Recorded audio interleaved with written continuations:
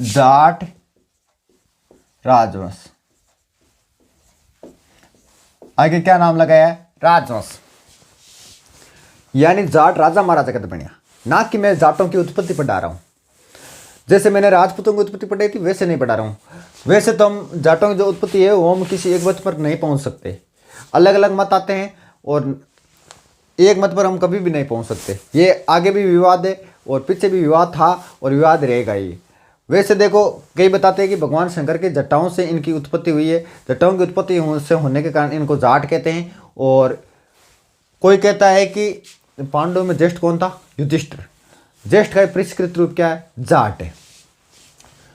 तो हुआ क्या था? दिल्ली में था। पहले तो अगर आपको पूछ ले नॉर्मल बातें कि ये कौन से जाट थे, ये थे सिनसिनीवार के जाट, यानी सिनसिनी गोत्र के जाट थे। उसके बाद ये अपने आप को क्या मानते थे? ये भगवान कृष्ण के, जो अपना भगवान कृष्ण से संबंध जोड़ते थे। और भगवान कृष्ण क्या थे? सूर्यवंशी या चंद्रवंशी? तो चंद्रवंशी थे भगवान कृष्ण। तो यही क्या है? चंद्रवंशी है। ठीक है। हुआ क्या था? शिवाजी का समर्थ गुरु कौन? रामदास जी। ठीक है। और दिल्ली में कौन है उस समय? दिल्ली में औरंगजेब। और वैसे देखे तो जाट जो मजबूत हुए थे ना, वो जब मुगल साम्राज्य का पतन के कगार पर आया था तब मजबूत हुए थे। दिल्ली में कौन? औरंगजेब। इधर कौन? रामदास जी। रामदास जी ने क्या किया? रामदास जी इसकी नीति को देखकर एक बढ़िया सम्मेलन कर रहे थे। कहां पर? यमुना नदी के किनारे। यमुना नदी किनारे करिया। और रामदास जी क्यों? औरंगजेब तो बड़े खतरनाक आदमी है, धर्म विरोधी आदमी है, अपन की मूर्तियां तोड़े और अब तो अपन एक जाट के बेटे की जरूरत है। तो बी टाइम भी सम्मेलन के मान कुणो गोकुला क्यों आपा आंको नेतृत्व आपा करा और औरंगजेब ने जवाब आपा देवा।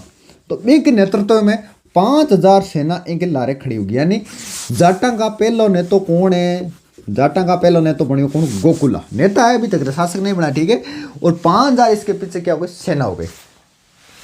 सबसे पहले नेता बनते ही इन्होंने क्या किया? सबसे पहले इसने आक्रमण कर दिया मथुरा के ऊपर। मथुरा में क्या हुआ था?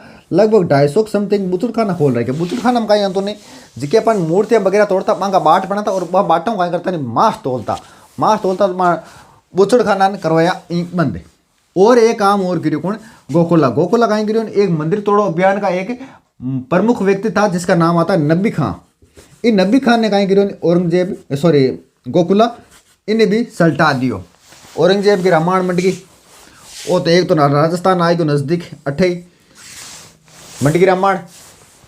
तो औरंगजेब ने क्या किया? बैजी सेना और इनके मध्य एक युद्ध हुआ था, कौन सा? तिलपत का। और वहां से गोकुला को किया गिरफ्तार और आगरा लाया गया। आगरा में सभी लोगों को इकट्ठा किया गया था और इकट्ठा में इन्होंने 2 शर्तें रखी कि मैं तेरे को 2 शर्तों पे छोड़ सकता हूँ। एक शर्त तो ये है कि तू इस्लाम स्वीकार कर ले और दूसरी शर्त ये है कि मैं तेरे को छोड़ दूंगा लेकिन तू कभी भी प्रचार प्रसार नहीं करेगा, उत्पात या ना मचावेगा तुम पे। ठीक है। सुनो घर बैठ रही ओके, तो तुम मन छोड़ता ही मैं तेरे उत्पात या मचाऊँ। और बड़ी सभा में इसकी कर दी हत्या औरंगजेब ने। ये गोकुला का जो बलिदान है ये व्यर्थ नहीं गया था। और उसके बाद में जो जाटों का जो विद्रोह है उसको किसने संभाला था? राजा राम ने संभाल लिया था। तुरंत ही राजा राम ने संभाल लिया था। अब औरंगजेब के फिर टेंशन राजस्थान के इस सेक्टर में थे। मान लो इधर कोई औरंगजेब की सेना आ रही है तो ये तो लुटेगा क्यों, इस सेक्टर से जाना पड़ेगा। मान लो औरंगजेब कोई सामान दक्षिण भारत को भेजे फिर भी ये लुटेगा क्योंकि इस सेक्टर ये बीच में आ गया। यह करता करता कहीं नहीं भाई अच्छो को काम कर रही है, बढ़िया काम कर रही है। आंग धीरे धीरे सेना सागे उठगी और सेना सागे उठता आंग की सेना होगी 25,000 और आंगन 15,000 होगा घुड़सवार। ओहो इतो बड़ो दिल को औरंगजेब की टेंशन कि यार ये तो कहीं कर सके। तो राजा राम कहीं गिरो ने एक बार मऊ को थानेदार के सागे कोई स्त्री और पुरुष जा रहा और मान ने वो अभद्र हरकत कर मान छेड़ियार वगैरह करियो नहीं। मान देख राजा राम देते इन थानेदार ने सल्टा दियो। फिर कहीं गिरो ने एक बार औरंगजेब को खेमो काबुल को सामान लूट के ले आ रही हो अठीन भी टाइम औरंगजेब दक्षिणी भारत में हो जानो ठिकरी पड़ी। खतरनाक तरीके औरंगजेब के खेमे ने लूटे कौन? राजा राम। ठीक है। यानी खेमो बोल दिया आप सेना जा रही थी उस खेमे को पूरे को लूट लिया। ये इतिहास में पहली बार हुआ है कि मुगलों के सामान को किसी ने लूटा है, पहली बार हुआ है। औरंगजेब की टेंशन मंड गई कि अब तो अपन सतर्क होना पड़ी और अपन कोई ना कोई एक्शन तो लेना पड़ी ने आप रामायण मर जी। ब्यू पहली औरंगजेब सतर्क हुए, ब्यू पहली एक आंटी और काट दियो कौन? राजा राम। अकबर की कब्र कटे सिकंदरा, आगरा के नजदीक है सिकंदरा। बट कहीं के ऊपर जाके अकबर की कब्र पर चांदी का बर्तन, सोने का बर्तन, आज जगह खतरनाक तरीके से लूटियो और बताते हैं कि बान अस्थियां निकाली और जला दी। फिर औरंगजेब ने गुस्सा पकड़ी ने और इसकी भी हत्या कर दी। फिर कुछ समय के लिए राजा राम का भतीजा कौन, भतीजा था चूड़ामन। चूड़ामन ने जाटों का जो नेतृत्व है वो संभाल लिया था। चूड़ामन राजा राम की हत्या के बाद में, मृत्यु के बाद में किसने संभाल लिया? चूड़ामन के बाद। चूड़ामन वह क्या था? जाजव का युद्ध हुआ इसके समय। जाजव किस किस के मध्य? आजम मौजम। क्यों? औरंगजेब की मृत्यु हो गई और औरंगजेब का टाबर आ जगह आपस में फे फा लड़बा लागा। चूड़ामन मौको देकर कहीं गिरी और मौजम ने खतरनाक तरीके से लूटियो। फिर देखियो कि आजम तो हार रही है, इन्हें भी लूट लिया, दुनिया लूट लियो खतरनाक तरीके से। लेकिन मौजम थोड़ा कहीं समझदार व्यक्ति हो। समझदार व्यक्ति होने के कारण वो सोचियो यार अपन उस सेक्टर नजदीक लागे और अपन सेना आती जाती रहे तो अपन समय से मर जी और कहीं गिरो इन्हें एक तरीके से मनसबदारी दे दी। कति 1500 की और 500 को घुड़सवार दे दियो और वो अच्छो छो बढ़िया धन हाथ लगे भी धनु चूड़ामन कहीं गिरो थुन को किलो दे दियो। और इन मौजम कहो कि वो जो सेक्टर है ना थारो, वो सेक्टर थारो ही है, तू टैक्स ले, तू कमा, तू खा, तू पी, तू ऐश कर। और इसलिए चूड़ामन को क्या कहा जाता है? बिना ताज का राजा कहा जाता है, बिना ताज का राजा। और उसके बाद में आगे एक और आएगा कौन? मोहम्मद शाह। और मोहम्मद शाह ने इसे उपाधि दी मोहम्मद शाह ने एक उपाधि दी थी, कौन सी? ठाकुर की उपाधि दी। किसको दी? चूड़ामन को दी। ठीक है कि किसको लूटा? आजम मौजम दोनों को लूटा। पहले मौजम को लूटा, ठीक है, और बाद में कहते हैं चूड़ामन की कोई तो कहता है जहर खाने से, कोई कहता है ऐसे हत्या हो गई। कब हुई? 1721 में, ठीक है। और कोई कहता है इन्होंने आत्महत्या कर ली थी। किसने? चूड़ामन ने। और वैसे देखा जाए तो चूड़ामन को क्या कहा जाता है? जाट राजवंश का संस्थापक कहा जाता है, ठीक है। अब आगे कौन रहेगा? अब आगे आएगा गोकुल आ गया, राजा राम आ गया, चूड़ामन आ गया। अब आएगा आगे कौन? मदन सिंह।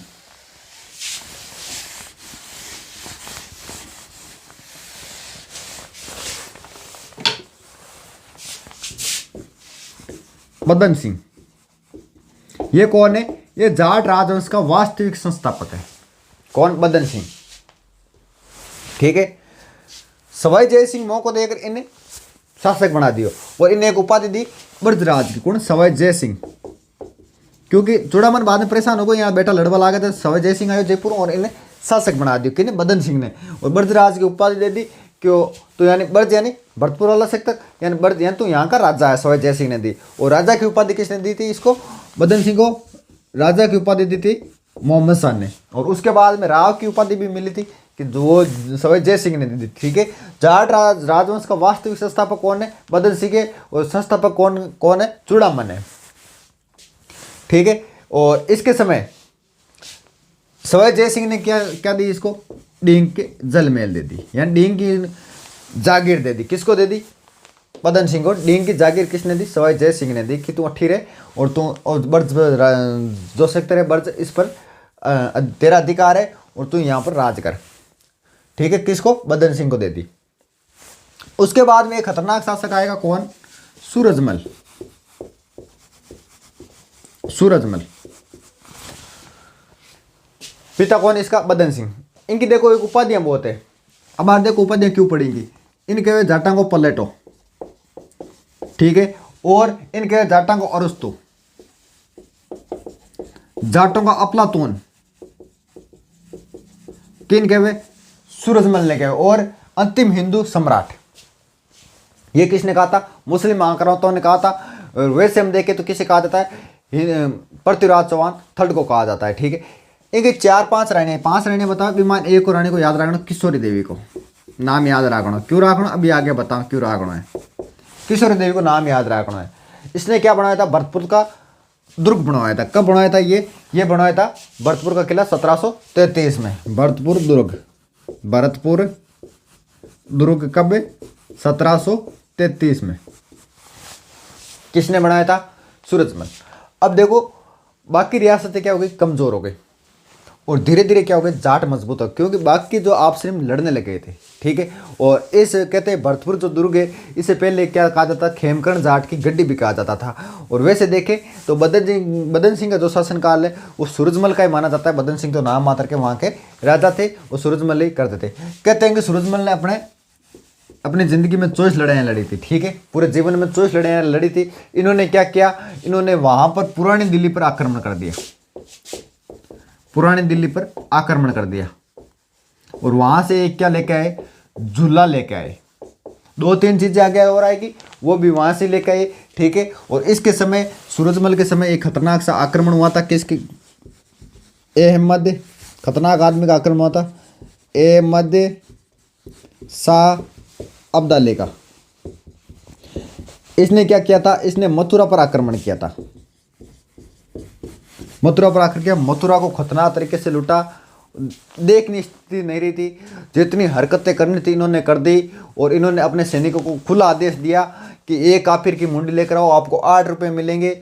और मान लो बार थाने के दिए कि थे जयपुर में लूट क्यों, तो थे एक तो मन लगा लूटो, क्यों, क्योंकि वो सामान थाको जी। यानी इन्होंने अहमद शाह अब्दाली ने अपने सैनिकों को कह दिया कि जो सामान लेके आओगे वो आपका है। और खतरनाक तरीके से मथुरा को लूटा। और कहते हैं कई दिनों तक यमुना नदी जो है ये लाल रही थी। और कहते हैं कि ऊँट, गधिया, घोड़ा जो भी हाथ लगे वहाँ पर सामान लाद दियो। और फिर कहते हैं कि यमुना नदी में हैजा फैल गया, उस कारण अहमद शाह अब्दाली अपनी सेना लेकर जा रहे थे। और कहते हैं कि बाद के में जो इनके पास तोपें थी अहमद शाह अब्दाली के बाद पास में, वो तोपें भी यहीं छोड़ के गया। और बाद में सूरजमल कहाँ रखोई थी, भरतपुर दुर्ग में रखोए थे। खतरनाक तरीके से इन्होंने लूटा। और उस समय इसके भी टेंशन बढ़ गई थी, उधर जैसे ही वापस सामान लेके जाएंगे तो वही उस सेक्टर से गुजरना पड़ेगा। कौन से सेक्टर, इस सेक्टर से गुजरना पड़ेगा। तो इन्होंने संधि करने को कहा। और कहा कि रिपेड़ा दीजिए, मैं तन की कौन को सूरजमल। तो इन्होंने कहा कि तू आजा लड़ ले, मारकन रिपेड़ा की कौन है। तो इन्होंने इधर से निकल गया था, कौन, अहमद शाह अब्दाली, और तोपें वगैरह यहीं छोड़ के गया था।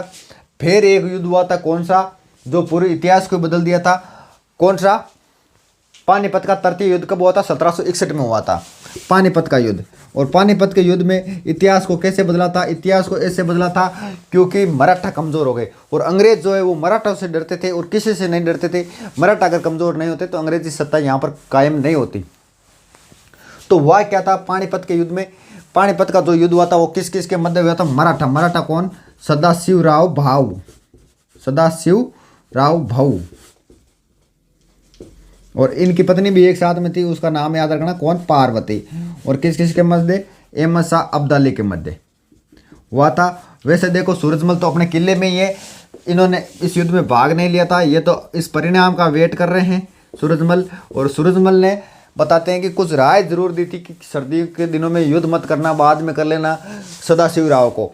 और जैसे ही वहाँ पर युद्ध हुआ तो क्या हुआ, जो सेना है उस सेना जो है मराठा जो है वो भागेंगे तो सबसे पहले इस सेक्टर में आएंगे।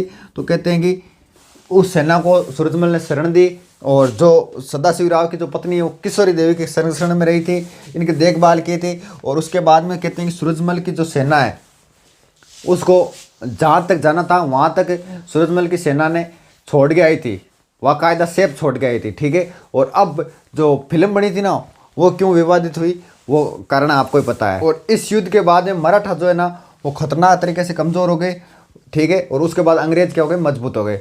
हुआ क्या था, उसके बाद सूरजमल ने आक्रमण कर दिया किस पर, आगरा पर आक्रमण कर लिया। और आगरा पर आक्रमण कर लिया और उसके बाद में आगरा को एकदम साफ कराया, पवित्र कराया, गंगा जल छिड़का के खतरनाक तरीके से। और उसके बाद में आक्रमण करेगा कहाँ पर, दिल्ली पर, कौन, सूरजमल। अगर दिल्ली पर आक्रमण किया और दिल्ली पर आक्रमण किया किसने, सूरजमल ने। और जब आक्रमण किया तो इनकी क्या हो गई, मृत्यु हो गई। और मृत्यु हो गई तो सेना वैसे के वैसे लड़ रही थी।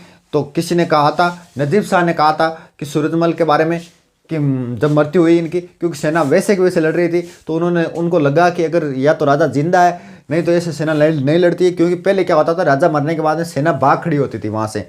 इसलिए नजीब शाह ने कहा था कि जाट तब मरा जानिए, वो कहावत यहीं से ही है, जाट तब मरा जानिए जब उसका श्राद्ध हो जाए, क्योंकि सेना वैसे के वैसे लड़ रही है।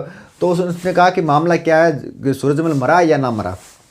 अगर सूरजमल की उस समय मृत्यु नहीं होती तो जो मुगलों आगरा के, पहले तो ये देखो आगरा वाला, आगरा के किले में आज तक हिंदू नहीं बैठा कोई गद्दी पर, मुगल ही बैठते थे, पहला हिंदू जो सूरजमल बैठा। उसके बाद में अगर उस समय मृत्यु नहीं होती सूरजमल की तो दिल्ली किसके अधिकार में आ जाती? हिंदुओं के अधिकार में आ जाती। ठीक है, इतिहास में पहली बार ऐसा हुआ है। और बीच में क्या होता है, दुर्दशा रही और दिल्ली पर अधिकार नहीं हुआ किसका? सूरजमल का।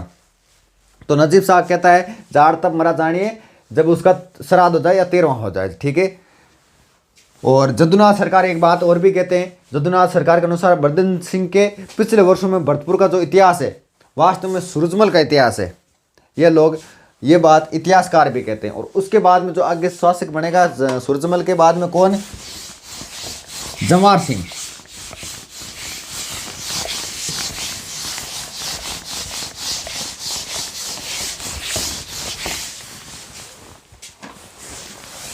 जवाहर सिंह, माता कौन? सूरजमल की पत्नी किशोरी देवी, किशोरी देवी। क्यों लिखा नाम आगे बताऊंगा, काम आएगी। इच्छा थी इसकी, किसकी? सूरजमल की, कि दिल्ली पर अधिकार हो जाए। तो इसने क्या कर लिया, वापस इच्छा पूरी करने के लिए इसने क्या किया? दिल्ली पर आक्रमण किया। और दिल्ली पर आक्रमण किया। अब दो चीज़ वहाँ से लेके आवांगा आप, काय ले रहा वहाँ, ये तो दिल्ली में आप एक दरवाजो ले रहा वहाँ, यानी किवाड़ ले रहा वहाँ। किवाड़ कौन से? यान को कियाड़ को नॉर्मल कियाड़ कौन लिया आप ले रहा हूँ 8 धातु को कियाड़, यानी सोनो चांदो पित्तल यहाँ कर 8 धातु मिनट। एक आप ले रहा हूँ बेड, बेड नहीं वहीं के बेड ही कहता, बेड यानी एक आप बेड ले रहा हूँ। 8 धातु का जो कियाड़े बताते हैं कि पहले ये चित्तौड़गढ़ दुर्ग में लगा हुआ था, अभी तो लोहागढ़ दुर्ग में लगा हुआ है। जवाहर सिंह ला के लगा दिया इनको लोहागढ़ दुर्ग में। और बताते हैं कि ये पहले कहाँ लगा हुआ था? चित्तौड़गढ़ दुर्ग में लगा हुआ था। पद्मनी के समय जब आक्रमण हुआ तो अलाउद्दीन खिलजी वहाँ से कहाँ लेके गया? दिल्ली लेके गया। और वहाँ से फिर से हमारे था और हमारे वहाँ से जवाहर सिंह वापस लेके आ गया था अष्टधातु का, और लोहागढ़ दुर्ग में लगाया। एक बेड चकला काले संगमरमर को बना हुआ है बेड है। और बेड जाता है, यानी ये मान लो तो भारी है वो, क्योंकि पत्थर का बना हुआ है। और लाकर इसको देखा कि इन कट्टा रखा यार, यूँ कहीं करा, और इनके काम में लेते हैं इतने बड़े बेड़ ने। तो बताते हैं कि मुगल बादशाह मरने के बाद में उस पर बिठा कर स्नान किया करते थे। तो उन्होंने सोचा कि अब आप कहीं काम मिल ले वहाँ, तो बन गए करियो ने जे आप अंदर जाओगे कहाँ के? जल महल, डींग के जल महल बहुत प्रसिद्ध है, वहाँ पर आप जाओगे तो अंदर जाते ही बेड रखा हुआ है। कहाँ पर? डींग के जल महलों में। ठीक है, और जल महल कहाँ पर? जयपुर में भी है। और इसके बाद में इनकी माता की एक इच्छा थी, क्या? कि मैं शाही स्नान करूं। कहाँ पर? पुष्कर में। तो कहा कि चलो पुष्कर चलते हैं। और उस समय कहते हैं कि जाट इतने मजबूत थे कि किसी की ये हिम्मत नहीं हुई कि जवाहर सिंह जा रहा है अपनी माता के साथ और इस पर आक्रमण करते हैं। जब ये पुष्कर में गए तो बताते हैं कि उस समय कुछ जातियों को छोड़कर हालत ये थी कि पैजामे में नाड़ो कौन पहनता, लांगा में नाड़ो कौन पहनता, हाथम चूड़िया कौन पहनता। बताते हैं कि जवाहर सिंह ने वहाँ पर चूड़िया मोलाई। तो कहते हैं कि ये कितने की रे बाट पूछो चूड़िया कितना की? तो बोले राजा जी थारे काम के कोने, कि तुम्हारे काम की काय कोने, ये सगड़ी दे दे मन ए पकड़ रिपड़िया। तो ये बतावे कि उस समय की स्थिति ये थी। और लुगायन ने लांगा में नाड़ो पैरबा की इजाजत कोनी, कुछ जातियां छोड़ यहाँ की स्थिति। और बन कहो लुगायन क्यों आ चुंडा उंडा मत लगाया करो नाड़ा, और बढ़िया ढंगू नाड़ो पैरिया करो ताकि चौका लागो। और दिल्ली जब वापस ये दिल्ली की तरफ आ रहे थे तो किसी की हिम्मत नहीं हुई, लेकिन वहाँ वापस आए। कब वापस आ रहे थे? कहाँ से? पुष्कर से। तब जयपुर की सेना ने इन पर आक्रमण किया। और इस युद्ध में जयपुर तो अपनी सेना अपनी जीत मानते हैं, जयपुर की सेना, और ये जवाहर सिंह अपनी जीत मानते हैं। अब दिल्ली की विजय हुई कब? 2 किवाड़ और बेड़ ले रहा। और जवाहर सिंह ने भरतपुर दुर्ग में क्या बना दिया? उस याद में भाई ध्यान तो रहे ना कि अब मैं दिल्ली पर आक्रमण करियो है, मैं दिल्ली में सम्मान ले रहे हैं, भी याद में जवाहर बुर्ज बना दियो। और यहाँ भी याद रहे कि अपन दिल्ली पर आक्रमण करियो वास्ते 2 चीज़ ले रहे हैं बटू। ठीक है, याद रखने वास्ते यहाँ याद रख लियो कि जवाहर सिंह में जोर बहुत हो, इन वास्ते एक तो कियाड़ चक लियो और एक बेड़ चक लियो। उसके बाद आगे जो शासक बना था वो बना था रणजीत सिंह। रणजीत सिंह के समय मराठा ने भरतपुर दुर्ग में शरण ली थी और उस समय लार्ड लेक ने क्या कर दिया, आक्रमण कर दिया किस पर, भरतपुर दुर्ग पर। और जैसे इन्होंने घोड़ा दागा तो कहते हैं कि घोड़ा फटते नहीं थे। क्यों नहीं फटते थे, या तो बताते हैं कि उस रेत में धस गए और उस धसने के वजह से वे इसलिए नहीं फटे थे। और कोई कहता है कि भरतपुर दुर्ग इस तरह बना हुआ है कि घोड़ा ऊपर से चला जाए जब दागे, तो इसलिए लॉर्ड लेक ने क्या कहा कि ये क्या है, भरतपुर दुर्ग जो है ये लोहागढ़ दुर्ग है, ठीक है। और उसके बाद में रणजीत सिंह और अंग्रेजों के मध्य एक संधि हो गई, कौन सी, मैत्री संधि। अंग्रेजों के मध्य और रणजीत सिंह के मध्य कौन सी संधि हो गई, मैत्री संधि हुई। कब, 1803 में। और बाद में दूसरी संधि कब हुई थी, 1803 में हुई थी अलवर राज्य जी के साथ में, ठीक है। और महाराजा उसके बाद रणधीर सिंह जो शासक बने थे वो 1818 में अंग्रेजों से क्या कर ली थी, एक तरह से अधीनता स्वीकार कर ली थी, उनसे संधि कर ली थी। और अंतिम जो शासक है वो कौन है, बिरजेंद्र सिंह। बिरजेंद्र सिंह भरतपुर का अंतिम शासक, एकीकरण के समय ये भरतपुर रियासत का क्या है, शासक है। कौन, बरजेंद्र सिंह राजस्थान के एकीकरण के समय भरतपुर के शासक। और 18 मार्च 1949 ईस्वी को भरतपुर रियासत को मत्स्य संघ में इन्होंने मिला लिया था। अब देखो कुछ चीज़ें जो जाटों को इतिहास से अलग करती है, कौन कौन सी।